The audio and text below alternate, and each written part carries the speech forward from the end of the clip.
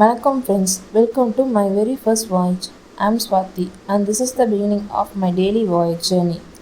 தினசரி வாழ்க்கையின் சின்ன சின்ன பொழுதுகளை உங்கள் எல்லோரிடமும் பகிர்ந்து கொள்ள வருகிறேன். Good morning. காலையில் எந்திரிச்சு ஃப்ரெஷ் அப் ஆகிட்டு கிச்சனுக்குள்ளே வந்தோடனே திரும்பி பார்த்தா என் பொண்ணும் தூங்கி எந்திரிச்சு வந்துட்டா. அவளை கொஞ்ச நேரம் தூக்கி கொஞ்சினா எனக்கும் மனசாராது, அவளுக்கும் மனசாராது. நான் எப்பவுமே ஃபஸ்ட்டு வெங்காயம் எல்லாத்துக்குமே உரிச்சு வச்சுருவேன் ஃப்ரெண்ட்ஸ். காய், குழம்பு, பொரியல் எல்லாத்துக்குமே வெங்காயம் உரித்து வச்சுருவேன். அப்போ தான் நம்மளால் ஈஸியாக சமைக்க முடியும். அதுக்கப்புறம் இன்றைக்கி அவரைக்காய் பொரியல் தான் பண்ணலான்ட்டு இருக்கேன். அவரைக்காய் பொரியல் என் பொண்ணு சாப்பிட மாட்டா. ஆனால் ஸ்கூலுக்கு கொடுத்து விட்டோம்னா மிஸ்ஸு எப்படியாச்சும் சாப்பிட வச்சுருவாங்க. அதுவும் காரம் கம்மியாக இருக்கணும். என் பொண்ணு இது வரைக்கும் வெறும் தயிர் சாப்பாடே சாப்பிட்டு உயிர் வளர்ந்துருக்கா.